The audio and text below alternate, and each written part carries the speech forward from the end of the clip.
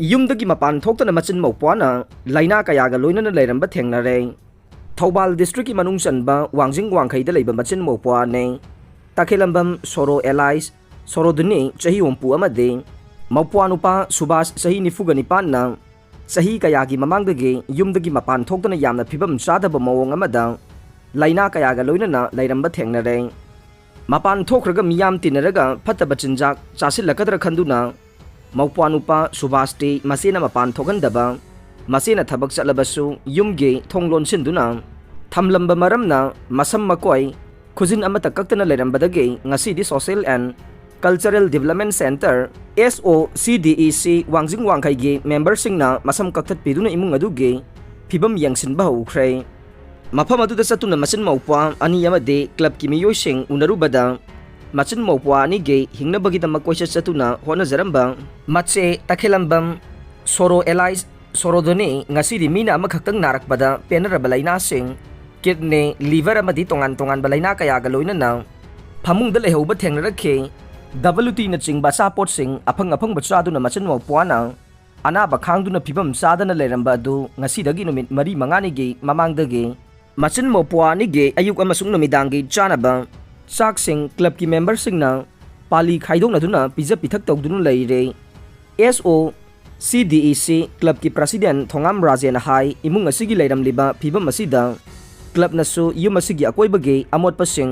सेंगदोकले थोंगाल थोकफम लैरमदबसिंग सेमजिल्ले मसी असिगी अनाबगी फिबम असिसु यामना सोक्सिनना लैरमबदगे क्लबना हॉस्पिटल दा पुदुनु लायंगबा हौरे। मथौ ताबा टेस्टिंगसु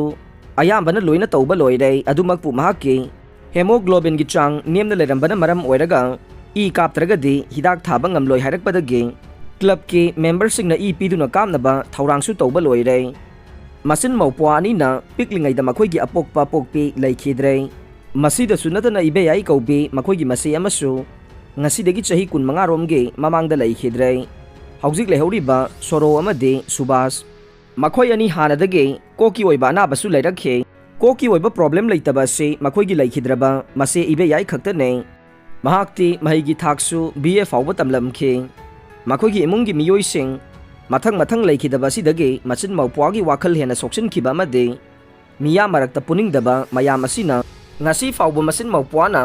मपान थोक्तना यामना वाना खांगलंबने हौजिकति यामना कन्ना नादुना अनाबसु यावरक्लबने मचिन मौपवानी द हेना अनाबसु ओइरे हेना ngaklibadi हौजिक फमुंगदा नारादुना लैरिबा सोरोगे मनाउ नुपे लंदो कौबी अमदि मयुम पानग्रे अदुमकु कदाइदा मयुम पानबनो कदाइदा लैबनो हाइबा मचिन मौपवानीना खांगलमद्रे क्लब की मियोइसिंगसु कदाइदा मयुम पालिबनो हाइबा थिफम खंगद्रे पाव असि ताराबदि अमुक्तंग लाक्तुना इसिलिनाउ उनबियु हाइदे लमदम असोमगी मियामनसु सेल खक्तगी नतना क्लब पु अमदि मचिन मौपवानीबु मतेंग पांगबियो मियामना क्लब तसु वाखल थौना पिबियो यामना वाना हिंगलिबा इमुंग असिना अमुक्तंग मसा मरोमदोम हिंगजबा ngamnaba वाखल लौसिंग पिबियु हाइरे। अरोइबदा ताबिरिबा पुमनमकपु थागतचरी।